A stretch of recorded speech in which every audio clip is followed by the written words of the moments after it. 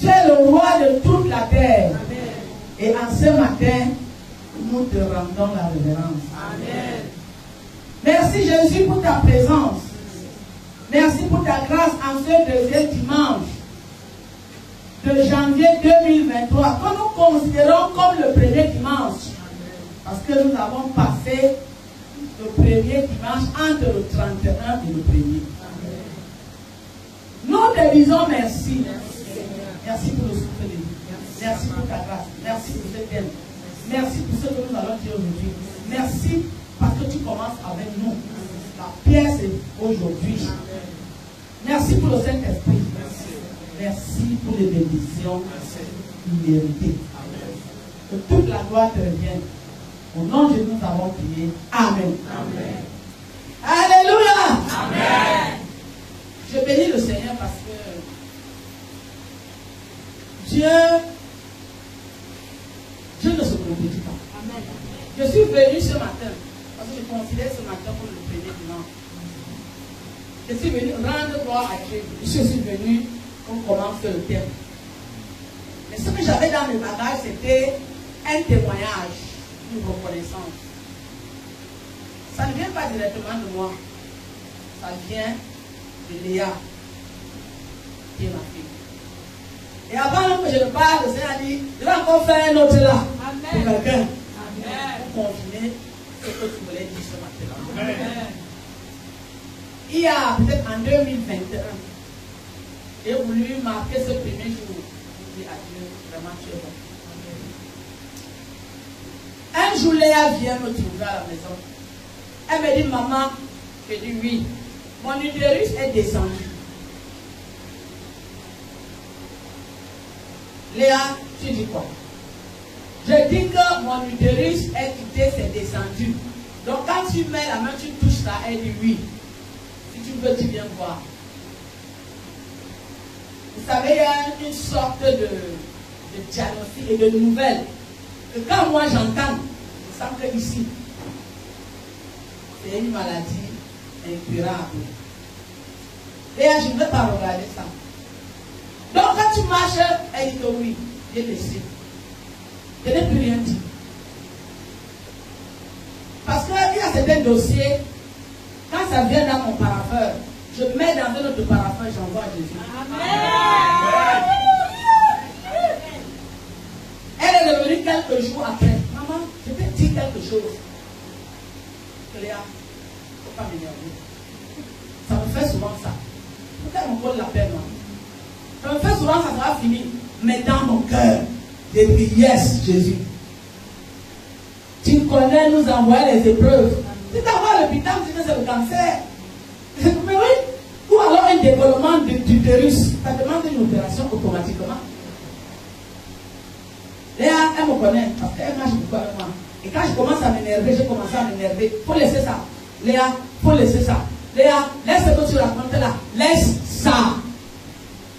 Léa, laissez. Je n'ai plus jamais parlé de ça. Comme j'avais mis dans le parapheur, j'ai dit à Jésus, tu as entendu ce que ta fille est venue me dire, que l'utérus est descendu. Et toi-même, tu sais ce que c'est. C'est toi qui as créé. Moi, le dossier là, ce n'est pas que je ne peux pas prier. Non, tu m'as donné le pouvoir de lier et de délier. Tu m'as donné le pouvoir de dire et de redire et de pardonner les péchés. Mais j'ai dit que je ne commence pas le dossier là. Nous travaillons en collaboration. Parce que comme toi tu es le DG, le PDG, le président, tu es Dieu. Le dossier, si je te le compte.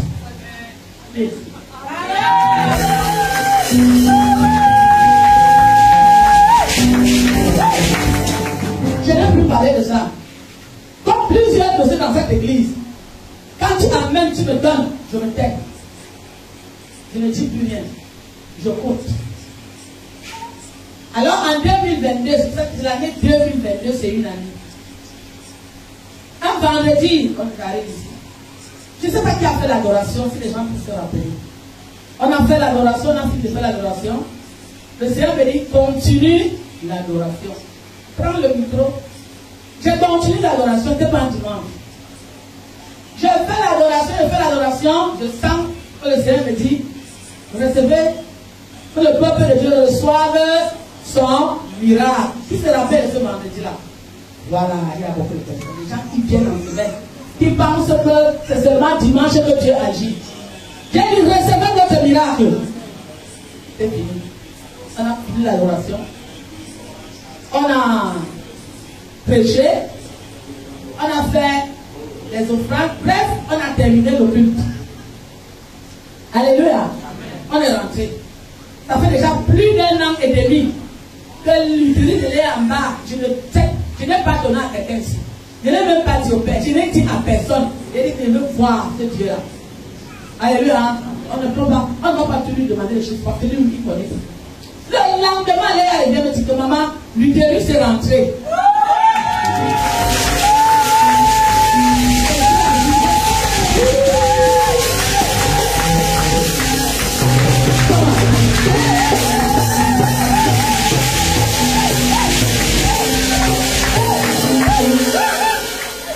Et dès que c'est rentré, maman, je saigne.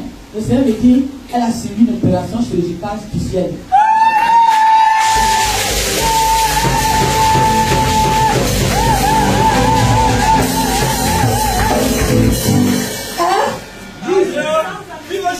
Oui. Elle a été opérée. Elle a fait comme ça peut-être une semaine. Et la blessure du ciel s'est cicatrisée.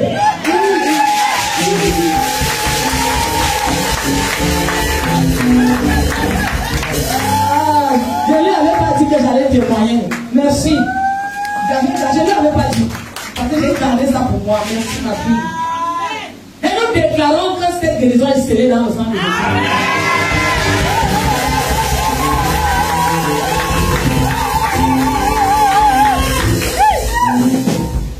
Elle avait donc suivi cette opération. Dieu m'a montré. Je sais qu'il peut opérer, mais j'ai vécu ça en live. C'est pour ça qu'on dit en live. Elle a été opérée et son utérus a été remise en place. Et la marque était ce segment pour montrer qu'il y a quand même un bistouri du ciel. Amen. Qui est passé là-dedans. Et que s'il y a quelqu'un, un chirurgien, c'est Dieu. Amen. Alléluia. Amen.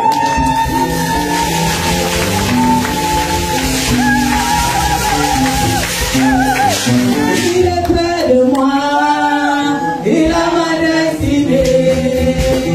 Il est près de moi, et il a ma destinée. Vous savez le diable,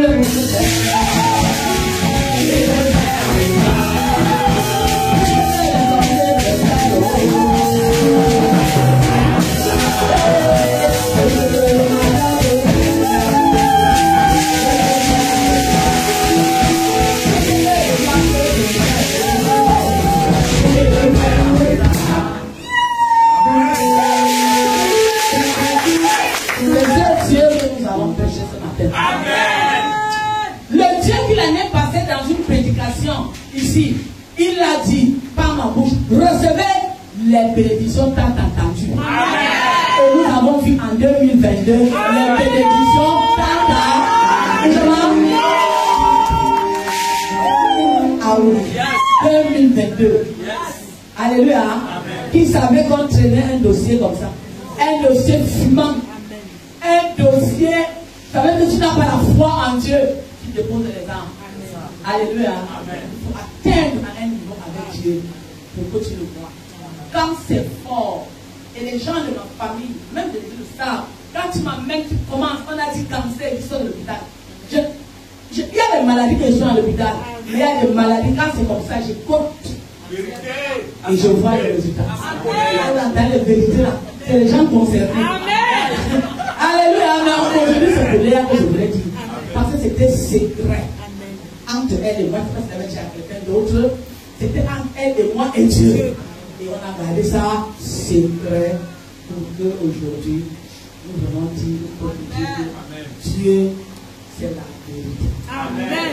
Peut-être que tu n'as pas su le placer, mais en 2023, positionne-toi. Amen. Et positionne-le. Amen. Que le Seigneur vous bénisse.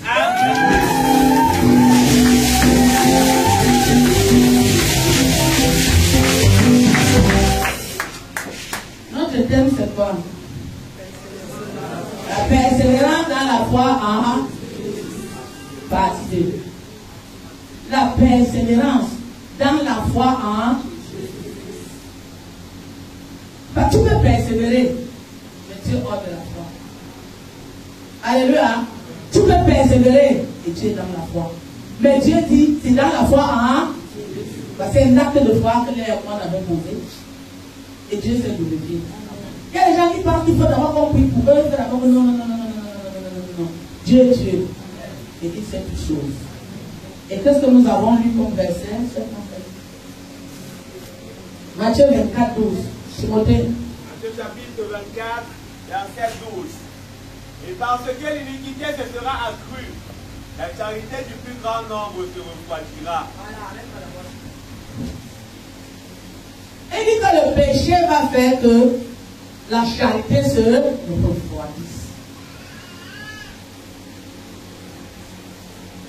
La charité qui n'a pas de racine se refroidit.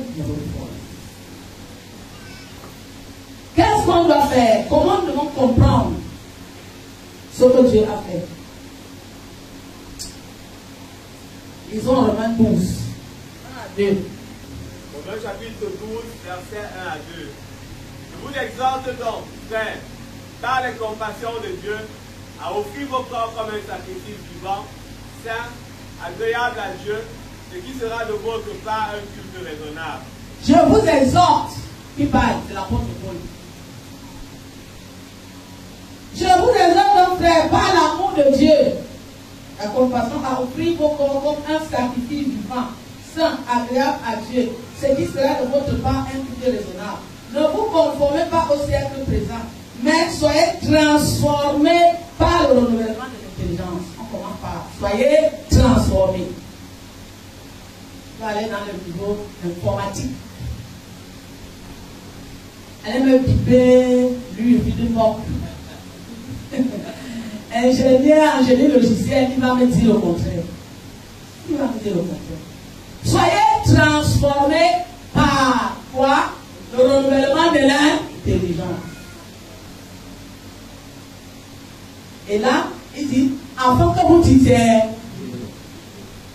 soyons transformés. Comment Dieu procède? Il nous transforme par le renouvellement de l'intelligence. C'est pas ça. Parce qu'il ne dira pas que la charité de plusieurs va se refroidir. Mais ici, il dit, je veux vous transformer par le renouvellement de l'intelligence. Il y a un transfert qui se fait dans le développement de l'idée.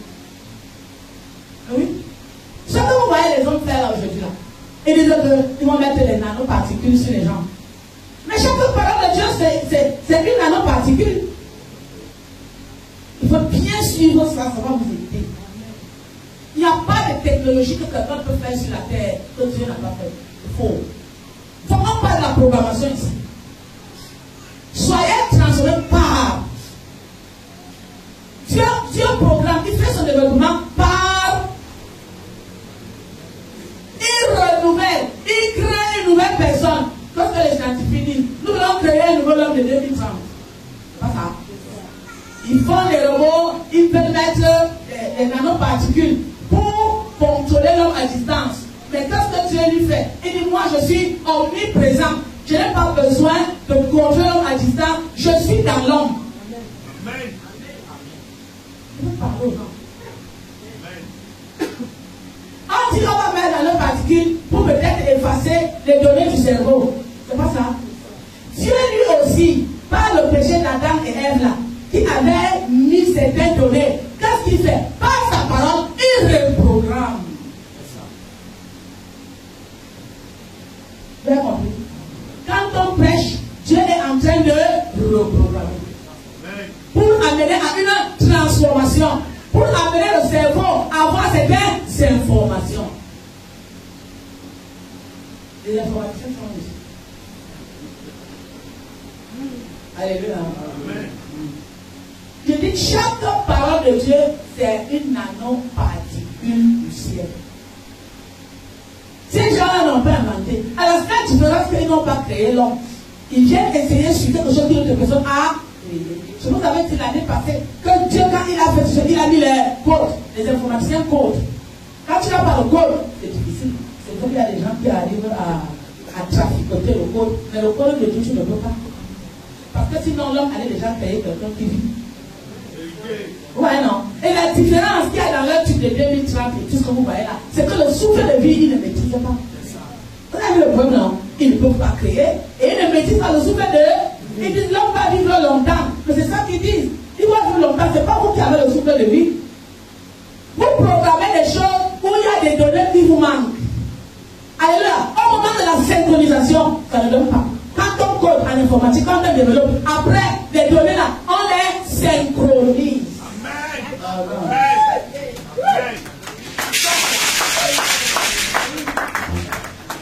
Vous avez compris maintenant, non? Alors, quand Dieu donc envoie donc ces données, hein, qui est la parole de Dieu. Vous avez vu qui est sa parole. Dans chaque parole de Dieu, on a dit que c'est une nano-particule dans un certain domaine. Il envoie. Et pourquoi il veut que nous, on s'offre en sacrifice vivant? Parce que nous devons contribuer. Si nous ne contribuons pas, au moment de la synchronisation, parce qu'il y a un temps où tu synchronises les données. Vous avez compris? Vous avez compris maintenant? Pourquoi nous avons... C'est pour ça qu'à l'arrivée, la foi, la charité peut se revoir. Parce qu'au moment où tu as envoyé les données, qu'est-ce que tu as fait? Tu as jugé la parole, tu as jugé l'orateur, tu as dit que moi, tu as dit, tu n'es plus en train de construire. Tu t'offres en sacrifice vivant quand tu te laisses. C'est pour ça que pour arriver là-bas au verset 12 là, de Matthieu 24, je veux d'abord vous expliquer le roman 12. Dans le roman 12, c'est le verset fort. C'est là où Dieu programme. Il y a une programmation. Même eux, ils programment. À la seule différence que tu peux me mettre cette nanoparticule là, toi la scientifique, ça trouve pour Dieu, ça ne fait rien. Amen. Parce que Dieu est le plus fort. Amen. Ils ont souvent raté les choses. Amen. Ils n'ont pas souvent raté. Ils ont dit des choses, des prononcés, des faits, ce ne sera pas donné. Parce qu'à un moment, tu vas trouver Dieu sur ton chemin. Oh frère, je vous exhorte, je vous conseille à vous offrir vos corps en sacrifice vivant. Ça veut dire que tu es conscient. Tu dis, je laisse que Dieu m'envoie les données. Je laisse que Dieu m'envoie les données. Parce qu'il y a quelque chose qui va venir. Dieu va t'envoyer les données pour faire de toi quoi? Pour que tu deviennes quoi? Parce que lui, il est Dieu. Tu vas devenir Dieu. Avec un Dieu au-dessus de lui. Toutes les données, les nanoparticules, la parole, pour que tu deviennes Dieu. Dans le domaine de la charité, il va t'enseigner. Il va programmer à travers les Saintes Écritures pour que tu comprennes que le mal ne domine pas le bien. Amen.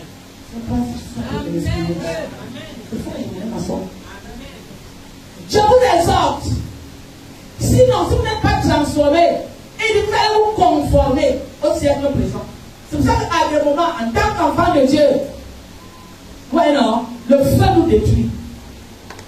Alors que, je voulais dire que Romain 12. C'est le verset, tu vous l'avez, non? Oui. Le renouvellement de l'intelligence, comme c'est scientifique, je sais, ils veulent changer les données de Dieu pour mettre leurs données. Et être capable de te manipuler, de te mettre les données de l'impudicité, de te mettre les données de ceci, de te mettre. Ils n'ont pas vu ça ailleurs. C'est dans la Bible. Quand tu lis la Bible, tu arrives à un niveau, tu passes au niveau de la science, tu passes au niveau de l'informatique, tu passes au niveau de la physique, tu passes au niveau des mathématiques. Tout ça, c'est ici dedans. Vous avez compris? Quand tu ne connais pas, tu te perds. Je vous envoie les données, Paul dit. Dieu vous envoie les données qui vont faire que dans tous les domaines de la vie, vous soyez des dieux. Et la chair humaine ne peut pas aimer. Oh non. Quand on t'a fait du mal, non, tu as plus de réagir. Mais si Dieu t'a programmé, alléluia, et que tu as accepté la programmation, quand tu vas voir quelqu'un sur le jeu, tu vas comprendre que c'est le diable. Ça va plutôt te faire rire. Le problème avec les chrétiens, c'est quoi? L'offrande du corps en sacrifice vivant. Chaque fois qu'on parle, tu es en colère. On veut te raisonner, tu es en colère. On veut te dire, tu es en colère. Il y a un développement qui n'est pas en train de bien se faire. parfois les programmeurs là, les analystes programmeurs là, les free là, ils travaillent. À la fin, ils recommencent tout. Est-ce que quelqu'un fait l'informatique? Ils recommencent tout. Parce qu'à la fin, ça n'a pas donné. Et le fait qu'on ne s'offre pas en sacrifice vivant, ça fait que Dieu programme, il y a un blocage. Vous avez compris? Parce qu'il y a un partenariat. Il y a un partenariat. Dieu ne force pas. Comment on veut nous forcer là? Il faut te forcer. On te force. Dieu ne te force pas. Il dit, tu t'offres, moi j'injecte les données.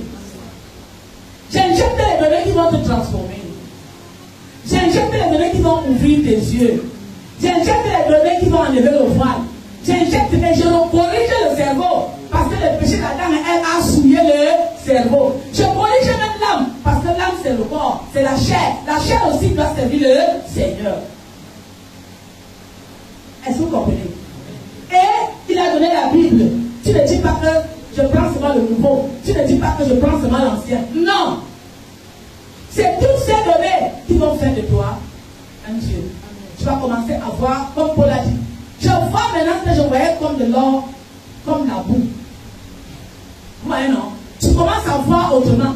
Tu commences à voir que le temps n'est pas bien. Tu commences à voir que le péché n'est pas bien. Tu commences à voir beaucoup de choses. Tu n'es plus la même personne. C'est ce qu'on appelle une nouvelle créature.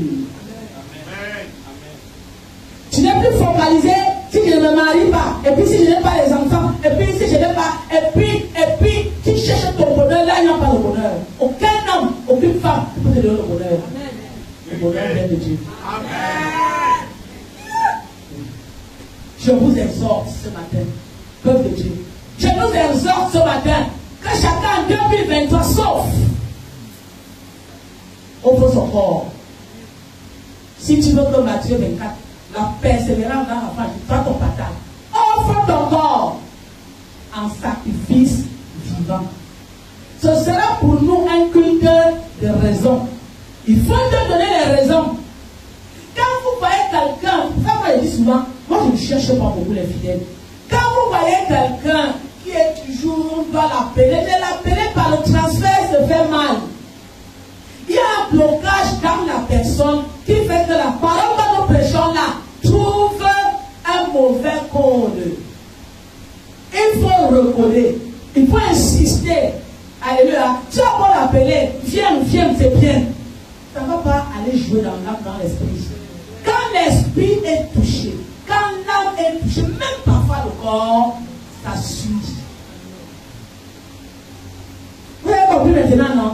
Tu ne peux pas changer si tu n'as pas fait cette programmation. Hein? Il dit que par l'amour de Dieu, Dieu dit même est amour. C'est la charité, non? Par la charité de Dieu, le plus grand charitable, c'est Jésus. Parce que Dieu l'a offert à sacrifice. C'est pas ça? Oui, c'est Dieu, c'est Jésus. C'est Dieu. Dieu l'a offert. Il dit parce que Dieu a fait pour toi, pour nous.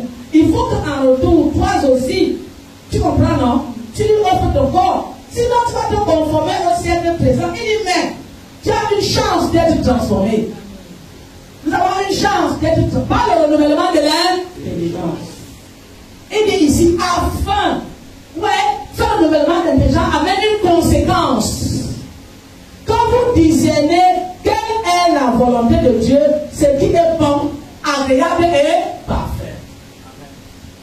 Le fait d'accepter les programmations de Dieu dans les différentes paroles de Dieu, ça fait que tu entres dans le discernement. Le frère d'être l'autre jour, je ne savais quoi faire parce qu'il était voilé dans ce domaine. Alléluia. Mais alors que quand il y a un transfert qui se fait, dès que tu es dans la même situation, tu enlèves le pan de voile. Et dit, même quand vous serez devant les tribunaux, je viendrai vous dire ce que vous devrez dire. C'est pas ça qu'il dit? Alors tu discernes donc, devant une situation, tu discernes très rapidement qu'est-ce que Dieu pouvait faire à cet endroit. Ouais, non? Ce qui est bon. Ce qui est bon peut ne pas forcément être, je ne sais pas, peut ne pas forcément plaire à tout le monde. Ce qui est agréable et ce qui est parfait. Alléluia. Voici ce que le transfert de Romains 12 peut apporter dans une vie. Tu découvres qu'est-ce qui est bon pour moi, qu'est-ce qui est bon pour l'autre, qu'est-ce qui est bon. Parce que l'ennemi va venir. Si on va lire, en cause du temps, on va s'arrêter, on va lire la prochaine fois. Il va venir. Parce que l'iniquité, là, qu'on dit ici, là, on va avoir un peu l'exemple de l'iniquité que l'ennemi va amener. Qui va nous pousser à refroidir. Parce que quand quelque chose est froid, il reste insensible. Ce n'est pas que la foi, ce n'est pas que la charité va partir, mais la charité va se refroidir. Quand c'est froid, ça me laisse à 37 degrés, voire même à 36 degrés, 35 la température de l'arbre. Même si je vis. Alors nous arrivons à un niveau où nous sommes froids. Vous avez compris maintenant, non? Froid dans notre charité. Froid, parce que la charité aussi c'est de servir le Seigneur. Froid dans notre façon de servir Dieu. Froid, un enfant de Dieu qui est transformé, qui reçoit les données informatiques du ciel, ne quitte même pas un mot. Il ajoute. Il va se retrouver dans tous les groupes de l'église. Alléluia. Parce que le discernement va venir. Il va comprendre que les temps vides là, c'est des moments qui permettent à l'ennemi de venir programmer sa part. Nous sommes remplis dans ceci, nous sommes remplis dans cela, parce que les données ne passent pas. Tu ne discernes pas qu'est-ce qui est bon. Tu penses que c'est plein de doctrines que tu fais là, que quand tu vas mourir, ils ne vont rien te faire. Même si c'est le cercueil là, et ton âme. Tu vas discerner ce qui est bon pour toi. Tu vas discerner ce qui est agréable. Ce qui est agréable n'est pas forcément selon le monde, la conformité du monde, du siècle présent. Parce que c'est écrit ici. Il y a une conformité. Qui dit qu'une femme qui n'a pas accouché n'est pas ceci. Il dit qu'il y a une sœur qui a dit l'autre jour il faut que l'église permette la polygamie. Mais je dis qu'il n'y a pas de problème. Si tu veux te marier à la polygamie, va te marier. C'est moi qui te dis, je suis assise ici. Je t'ai dit ça. Tu trouves un homme qui a deux femmes, une femme, il veut t'épouser, il faut partir. C'est toi qui vas quitter de là. Parce que les gens font souvent comme si tu as d'abord épousé une femme, tu as épousé un homme, vous divorcez. Pourquoi? Pourquoi vous divorcez? Non, pourquoi vous êtes à deux, non? Pourquoi vous divorcez? Maintenant, toi, tu t'en vas à la polygamie. Dans la polygamie, là, elle ne peut pas mettre toutes les femmes pareillement. Vous avez vu elle en Asie. Il a appelé vous à suicider. Non, dit qu'il ne regarde même pas. Mais il fait quand même les enfants, les Pélina. Il dort quand même là-bas. Mais il aime. Ça fait quand même mal au cœur. À un moment, pour quand même comprendre les Pélina. Mais c'est parce qu'elle ne connaissait pas Dieu. Elle a rendu. Alléluia. Parce que quand tu t'en vas au mariage, c'est pour être aimé. Alors tu sais, tu vas à la polygamie. Dans ta tête, tu penses que tu seras la plus aimée. Tu vas faire 2 ans, il va venir jeune fille. On a commencé à aller chez les marabouts. Vous savez, là où on a beaucoup gâté les enfants dans la famille, c'est dans les foyers polygamiques. Parce que chaque femme, à un moment, elle regarde, l'homme là va mourir de poison.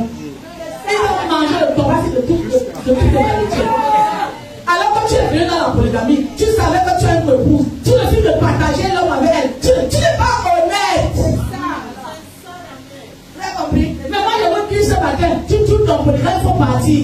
Et tu vas rester là-bas. Tu ne divorceras pas. Tu vas aller chez Duclos, à la mairie, chez la femme là, qui épouse, qui fait bien là-bas à Borandola. Il faudra aller là-bas. Et tu t'assois, tu sais Dieu, on voit. Vous savez? Non, il faut que nous soyons reprogrammés pour qu'on voit ce qui est bon.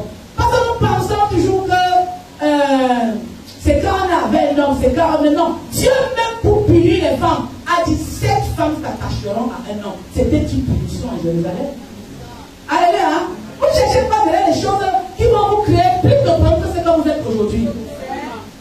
Hein? Pénina, je prends son exemple.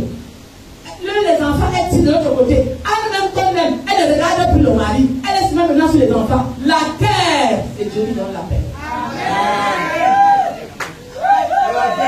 Voilà. Elle avait l'homme, non? Mon comble lui, tout c'est ce que l'homme lui disait le jour-là. Tu es mon bonheur, tu es ceci. Elle pleure encore pourquoi? N'est-ce pas, elle avait l'homme. Est-ce que l'homme a pour une enfant? Parce que dans la vie, tu fais ça. Tu dois discerner ce qui est bon pour toi. Ce n'est pas forcément tout ce que tu as qui est bon pour toi. Vous avez compris? Afin de discerner ce qui est quoi?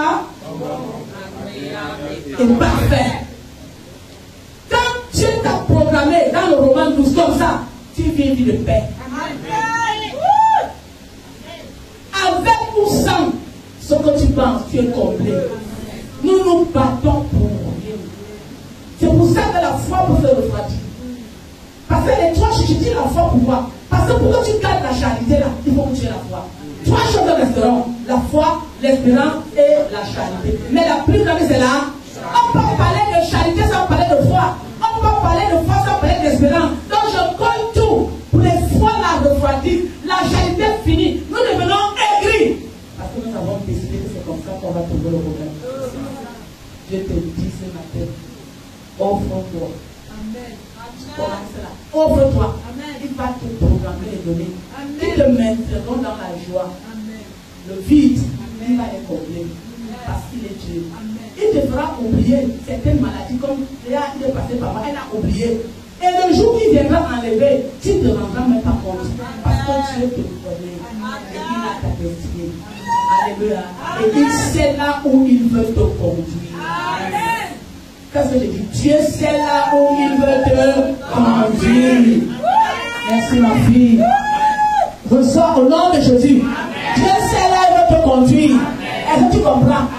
Laisse-toi guider de Dieu. Amen. Amen ma fille. Amen. Et tes larmes là, il les sèche. Amen. Parce que tu as reçu la parole de Dieu.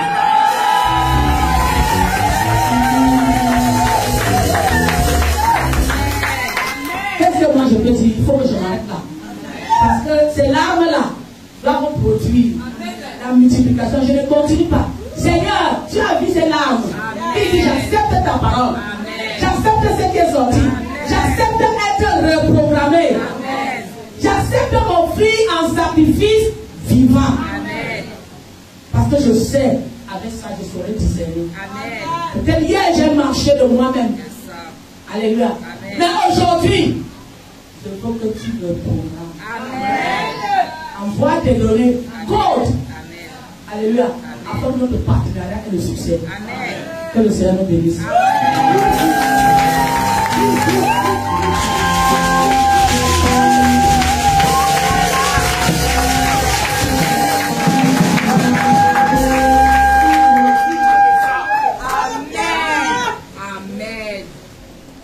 Je pense que nous avons eu un bon message.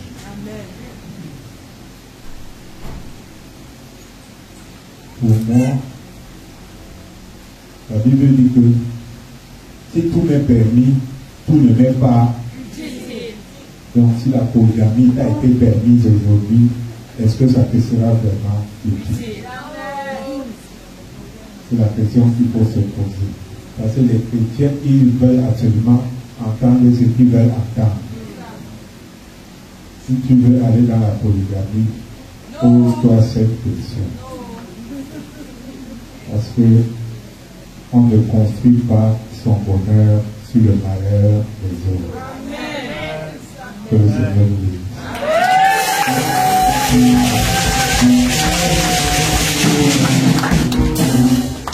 Éternel notre Seigneur, nous te bénissons parce qu'en ce matin, tu nous as appris l'importance de nous laisser transformer par toi. Et en ce jour, Seigneur, tu nous as dit que ce que les hommes font sur la terre n'est pas nouveau. Parce que le plus grand informaticien, le plus grand, Seigneur, technicien, c'est toi.